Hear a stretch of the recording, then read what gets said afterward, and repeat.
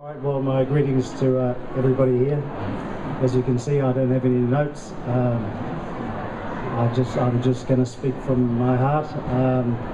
I do have a connection with Germany. My daughter-in-law is German, and I have, therefore, my granddaughter is half German, and so I'm asking all of you to go and support going out there buying all of my books, because I'm kind of connected with you.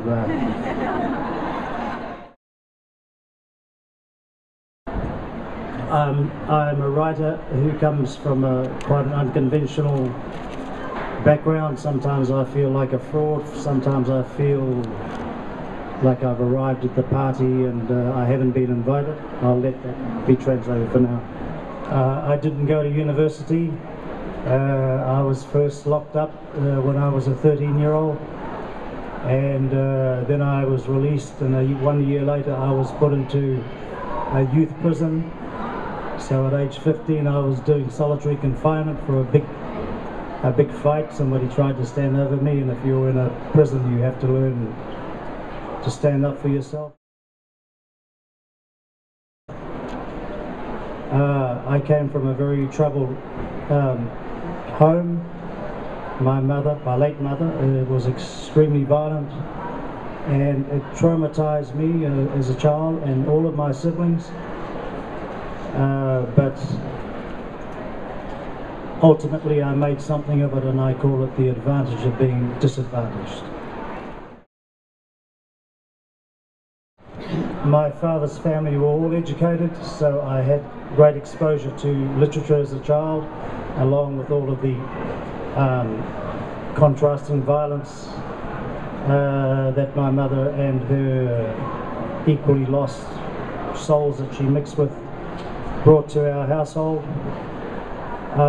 I guess I can look back on my literature now and see that a lot of it got forged in the fires of hell.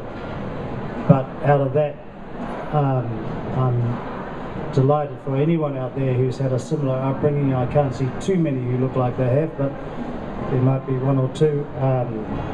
I can assure you that at the end of that journey there's this thing called love waiting, so it's a pretty good ending.